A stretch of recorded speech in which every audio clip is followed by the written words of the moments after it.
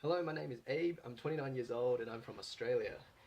My background is I grew up in Taiwan. I had a pretty nerdy existence for a lot of my life, and then I discovered travel when I backpacked Europe for 3 months at the end of university.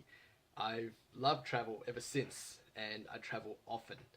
It's sometimes part of my job to be away for a couple of months somewhere, and I've really enjoyed getting to know a place, meeting some people, and getting to understand how they see the world. So I heard about this opportunity just yesterday, and today's the submission date. So let's see how we go. Let me tell you some things I really love about traveling. I'm into adventure.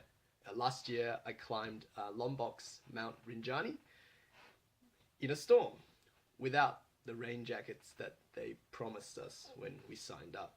It's a long slog up some pretty muddy slopes in some heavy wind and rain. And it doesn't feel great, and it got worse when the fog set in and we couldn't see anything and felt pretty miserable actually. But all of a sudden, we broke through and we were above the clouds.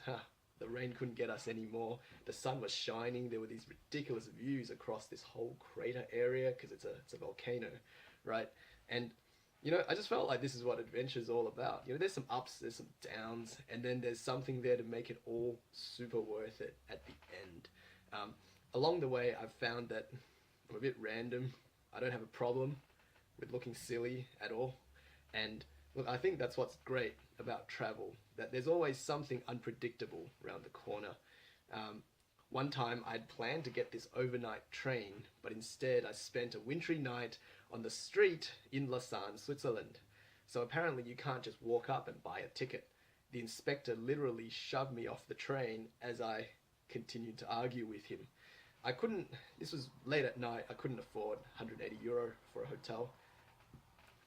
So I wandered the streets and I found a little alcove and I just sort of decided I'd sleep there for the night. At 5:30, I woke up to the sound of drunk people arguing and the realization I'd never been so cold in my entire life. And I'll tell you what, there's a certain misery to spending your first waking moments in public first thing in the morning. I feel a lot better about that story now than I did back then. I really do. Now, I'll tell you some more about me. I'm not shy to talk with locals. On a trip to Bangladesh, I made friends with a guy called Sujan. He taught me to eat mutton biryani, which is the signature dish in Bangladesh. And of course, the way you eat it is with your hands. It was really nice, but I had a real struggle to get it all inside. There's some skill involved, definitely skill involved there. He then proceeded to show me around his favorite parts of Dhaka and tell me a lot about the history of the place and their struggle for independence, which I found totally fascinating. I also recall in Berlin, I met some students who invited me to their university town to hang out with them. And so I did, because you should when locals ask you to do that kind of thing. And their town happened to have this refugee processing center. And these students, they volunteered there, you see. And so we visited and we befriended a group of refugees, mainly from Pakistan and Iraq. We heard some of their stories, about their family, about their escape into Europe, and some of it was horrific.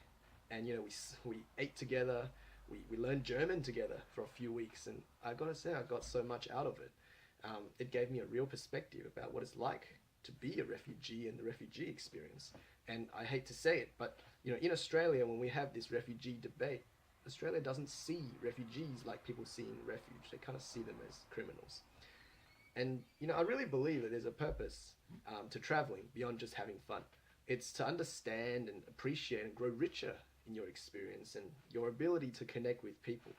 So I think I have something to offer for your adventures. I'm up for anything. I love the backstories. And aside from speaking Mandarin, I'm also pretty good at picking up other languages. My friends will tell you that I'm way easy to travel with. So I hope to hear from you soon. Thank you for watching.